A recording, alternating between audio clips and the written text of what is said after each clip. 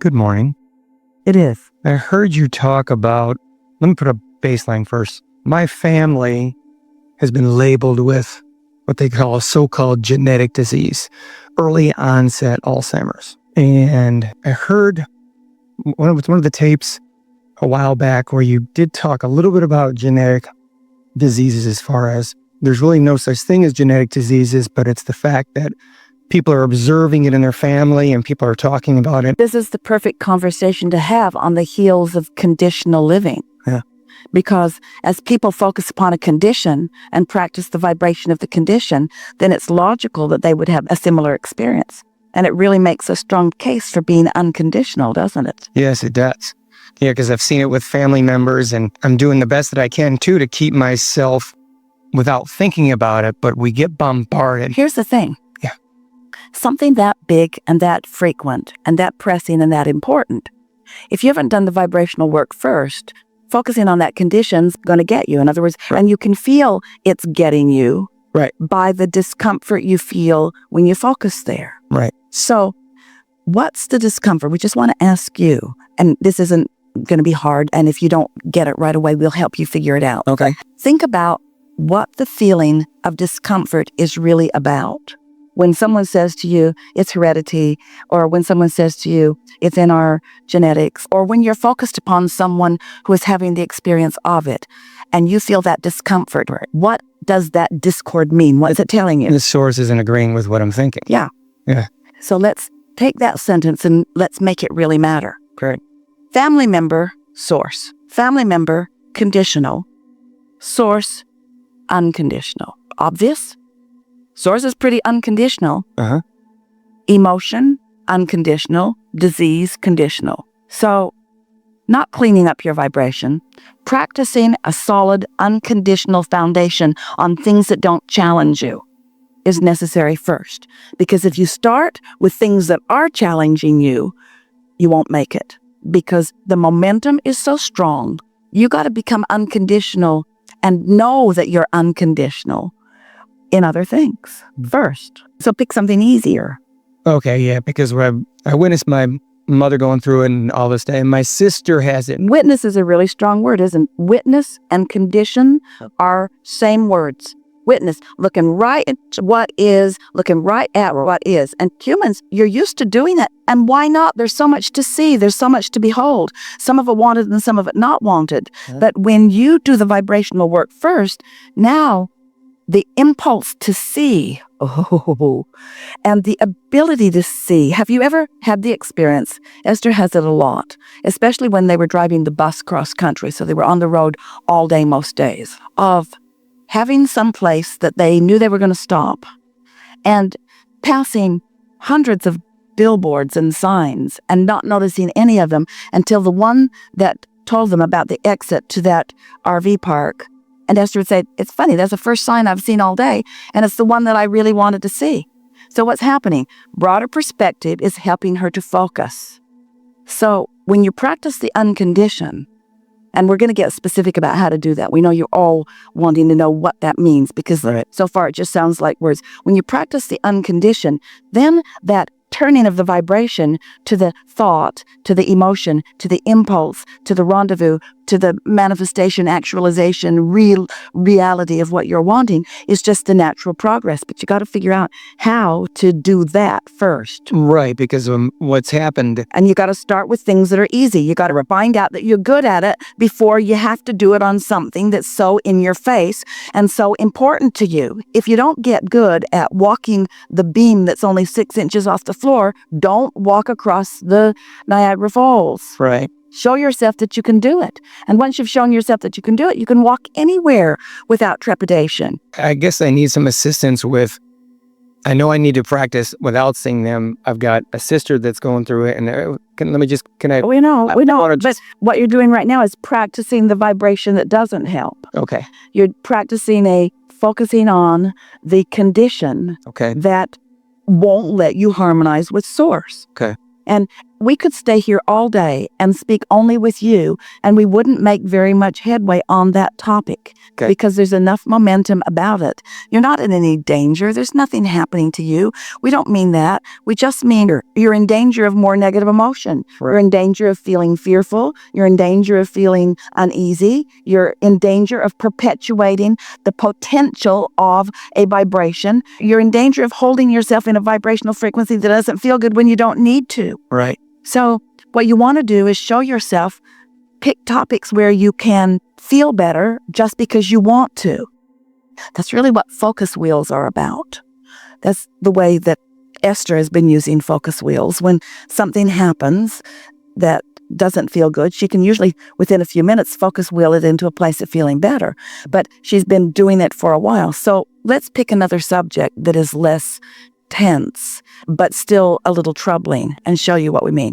Anything been bothering you that's not death-defying? Anything been bothering you that doesn't feel as big as that?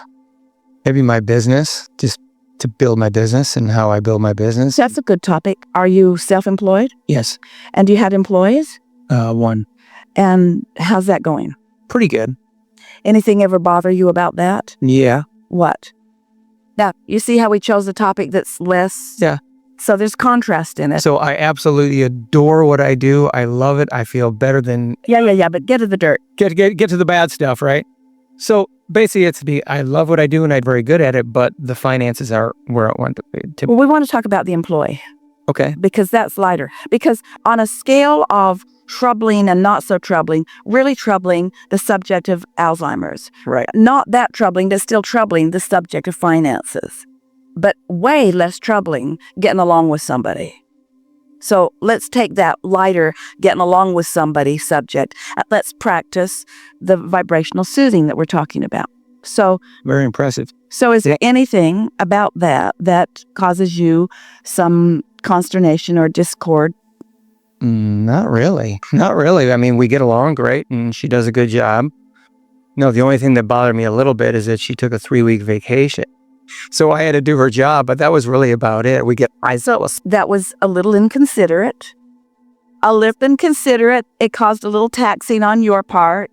It could have been different, but you already did the soothing on that. So tell us how you soothed that, and tell us why you soothed that. Because we had to poke you to get you to even call it a problem, because you'd done such a good job of soothing it. So tell us how you soothed that. Tell us the day that you really wished that she had been there. What was going on that day? Oh, I was overwhelmed. All right, so you were overwhelmed. The tendency was to then focus on the condition that seemed to have caused or exacerbated the overwhelmment. Right. So you did that for a moment, but that didn't feel good because your overall intention is to appreciate this person, and you mostly do appreciate this person. Yes. And you know that this person deserves to have some time off, and you want this person to have a life of her own, and you want her to feel happy in her world, and you know that nothing really went terribly wrong, and there were things that you didn't have to do that she caught up with later, and some of what her work was, you left it for her to catch up later, and you only did the things that really mattered, and you were able to do it,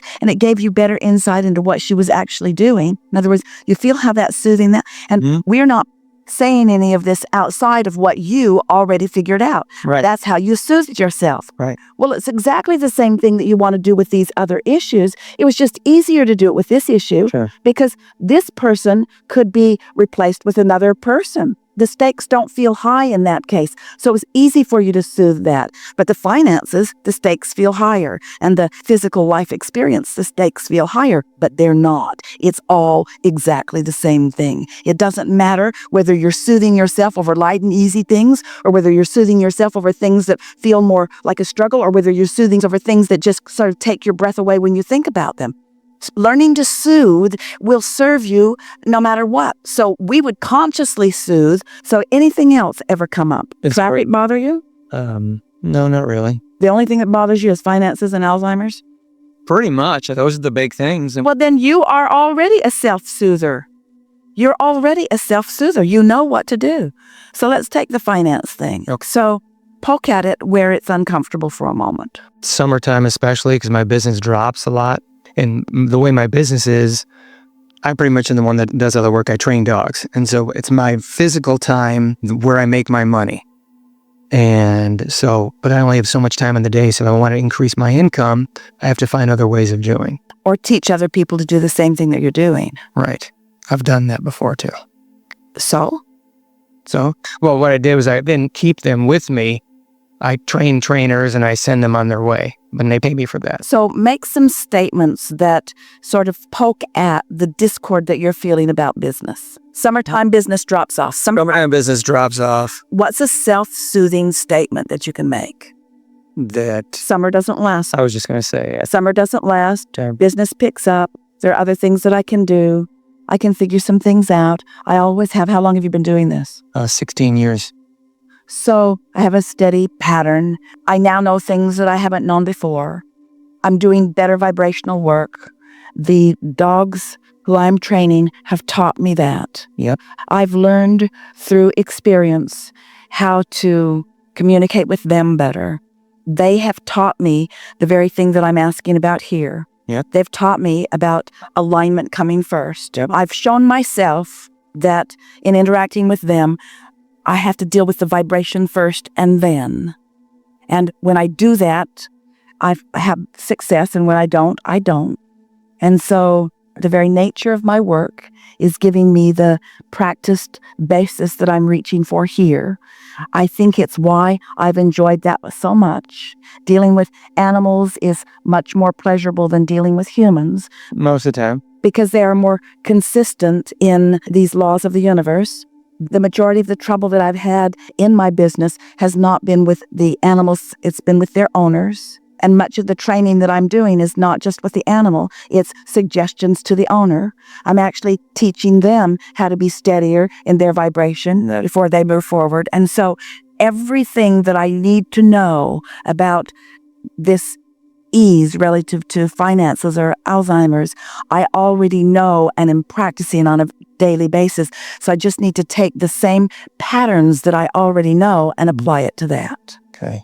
So what's the difference? This is the thing that we really want to have this conversation with you. It will benefit everyone.